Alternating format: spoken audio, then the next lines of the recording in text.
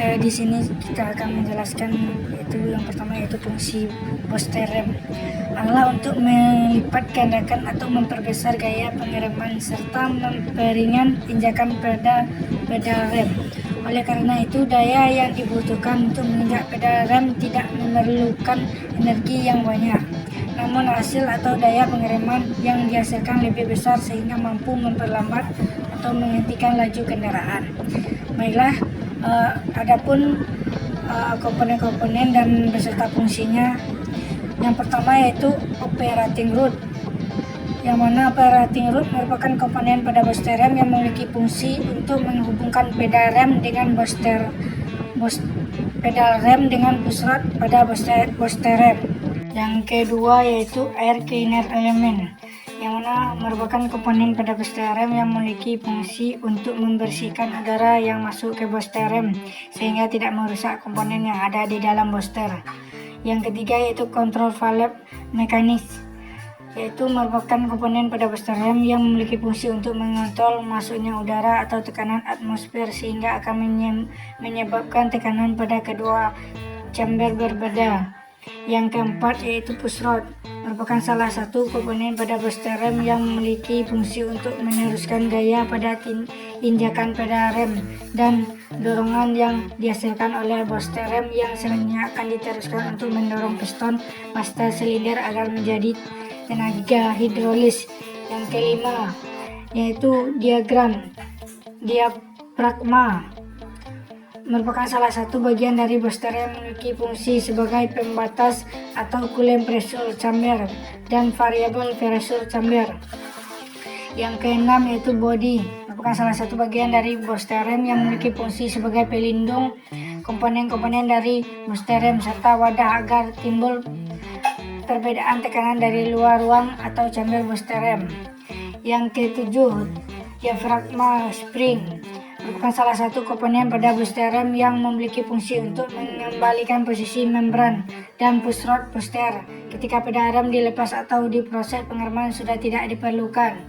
Yang selanjutnya yaitu selang vakum. Selang vakum merupakan salah satu komponen pada booster rem yang memiliki fungsi untuk menghubungkan chamber dengan kevakuman pada intake manifold.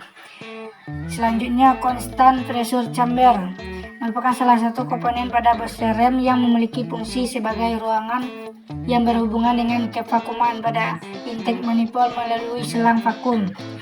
Selanjutnya variable pressure chamber, merupakan salah satu komponen pada booster rem yang memiliki fungsi sebagai ruangan yang dapat berubah akibat dari perbedaan tekanan pada constant pressure chamber dan variable pressure chamber. Selanjutnya booster piston, merupakan salah satu komponen pada booster rem yang memiliki fungsi sebagai aktuator yang akan mendorong membran agar melengkung sehingga ikut mengalahkan diafragma spring. Selanjutnya reaction mekanis, merupakan salah satu komponen pada booster rem yang memiliki fungsi sebagai penghubung antara operating rod dengan pushrod. Baik, itulah beberapa komponen dari booster rem dan beserta fungsinya. Selanjutnya kita akan membahas cara memeriksa booster rem.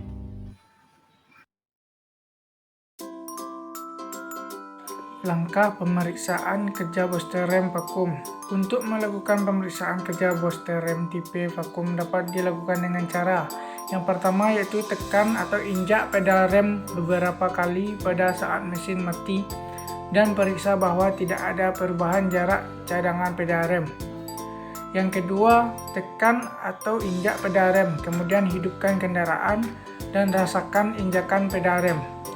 Apabila injakan pada pedal rem sedikit terasa turun ketika kendaraan dihidupkan, maka booster rem bekerja normal. Namun apabila pedal rem tidak terasa sedikit turun atau posisi tinggi tetap, maka kinerja booster rem dapat kondisi tidak baik. Bisa kita lihat pada gambar pada layar, pedal bergerak sedikit turun, yang mana artinya baik. Dan apabila pedal pada posisi tetap pada saat mesin dihidupkan, berarti booster rem pada kendaraan Anda sedang tidak normal, atau segera melakukan pemeriksaan pada bengkel resmi. Langkah pemeriksaan kekedapan udara pada booster rem vakum. Untuk melakukan pemeriksaan kekedapan udara pada booster rem tipe vakum dapat dilakukan dengan cara berikut. Yang pertama, hidupkan mesin selama 1 atau 2 menit, kemudian matikan. Tekan atau injak pedal rem perlahan-lahan beberapa kali. Ketika melakukan injakan pedal rem yang pertama terasa dalam, kemudian pada injakan berikutnya, kedua dan ketiga, pedal rem terasa naik sedikit demi sedikit, maka kekedapan udara di dalam booster rem baik. Namun apabila pedal rem langsung naik, maka kekedapan udara booster rem tidak baik.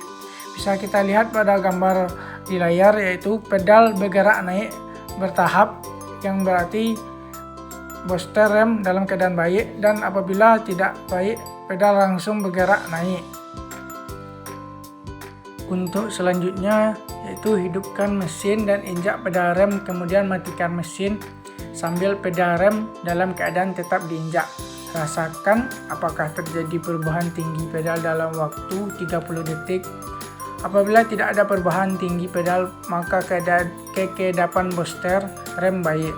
Namun apabila saat pedal rem ditahan kemudian terasa naik, maka kekedapan udara booster rem tidak baik. Kekedapan udara pada booster rem perlu ada, karena apabila kekedapan udara pada booster rem tidak ada, maka saat kevakuman pada booster tiba-tiba hilang, atau misalkan disebabkan karena selang vakum menuju booster rem bocor, maka booster rem masih dapat berfungsi 2-3 kali injakan pada pedal rem. Apabila saat pemeriksaan diketahui bahwa booster rem tidak berfungsi secara normal, maka lakukanlah langkah perbaikan dan servis pada bengkel